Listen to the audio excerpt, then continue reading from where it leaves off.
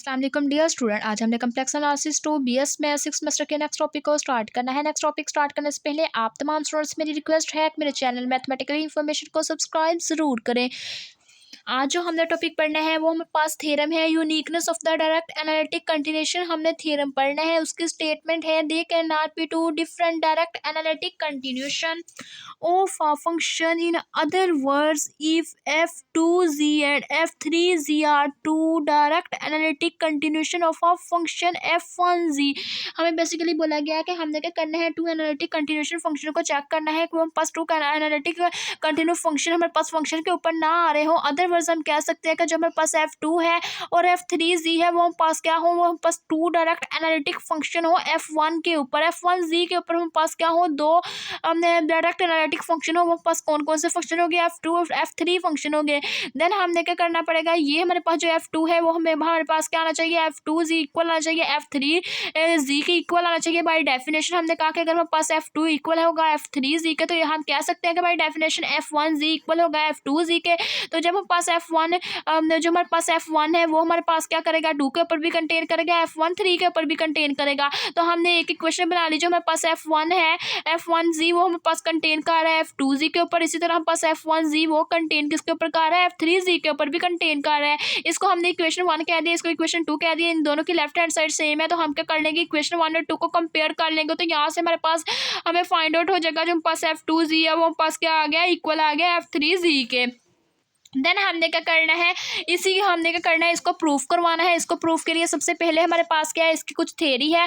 Late f2x and f3x be the two direct analytic continuation of a function f1z from the domain d1 into d2 in such a way which is the domain common to both d1 and d2 as in a figure। तो हमने क्या किया, यहाँ पे दो function ले लिया, f2 function है, f3 फंक्शन है। हमने क्या किया, ये पास दो फंक्शन है वो डायरेक्ट एनालिटिक कंटिन्यूएशन शो कर रहे हैं फंक्शन f1 के ऊपर। जब हमारे पास फंक्शन f1 होगा तो उसके ऊपर ये हमारे पास जो वेरिएबल है x नहीं आएगा, यहाँ पे वेरिएबल z ही यूज होगा क्योंकि हम z के ऊपर वर्क कर रहे हैं। तो ये हमारे पास हमने कहा जो पास f2 और f3 ये पास टू डायरेक्ट कंटिन्यूएशन फंक्शन होगा, किसके ऊपर होंगे, f1 के ऊपर। देन हमने क्या कहा जो इसकी डोमेन है वो हमारे पास क्या कंटेन करेगी, d1 और d2 के ऊपर वो कंटेन करेगी। जब d1 और d2 के अंदर कंटेन करेगी तो देन हमारे पास वहाँ पे क्या करेगा, एक इंटायर फंक्शन ही एग्जिस्ट करेगा, जिसके साथ साथ हमारे पास क्या होगा, वो पास डोमेन कॉमन होगी।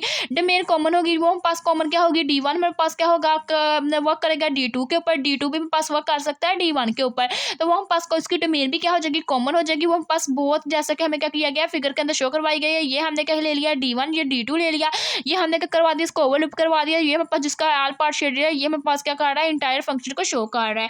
तो देन हम कह सकते हैं कि नाउ बाय डेफिनेशन की हेल्प से हमें पता है कि जो हमारे पास बाय डेफिनेशन है उसकी हेल्प से एनालिटिक कंटिन्यूएशन हमारे पास क्या है, f2z और f3z are two function analytic in d2। तो हमने कहा कि ये जो हमारे पास फंक्शन है f2 और f3 का जो हमारे पास फंक्शन है f2z f3z, जो दोनों के दोनों फंक्शन हमारे पास कंटेन कर रहे हैं एनालिटिक कंटिन्यूएशन की डेफिनेशन की हेल्प से d2 डोमेन के अंदर हमारे पास क्या कर रहे हैं, लाई कर रहे हैं। सच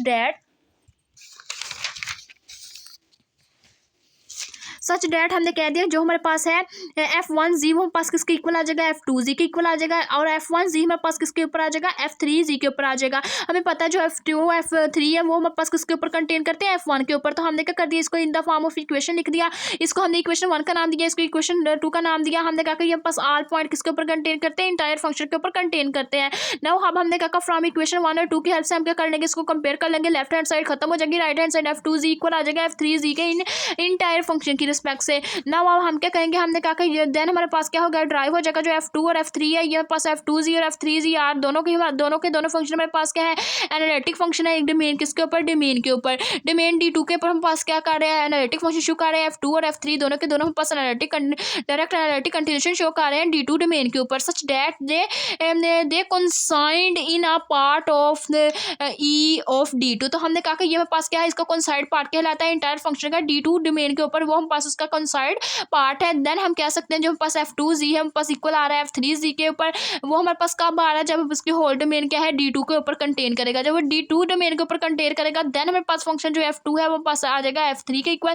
तो यही चीज़ हमने क्या करनी थी, ड्राइव करनी थी। हमने बताना था फर्स्टली जो हमारे पास दो फंक्शन है F2 और F3 वो हमारे पास फंक्शन F1 के ऊपर कंटेन करें। देन हमने कह दिया कि ये हमारे पास क्या करते हैं आपस में कंटेन करते हैं। कंटेनिंग करने की वजह से हमने कहा कि जो पास F2Z और F3Z आपस में पास इक्वल आ रहे हैं। कब इक्वल आ रहे हैं जब इसके ऊपर जो उसकी होल डोमेन है वो D2 हमारे पास का कर रही है, D2 के ऊपर वर्क कर रही है। तो ये था आज का हमारा थ्योरम।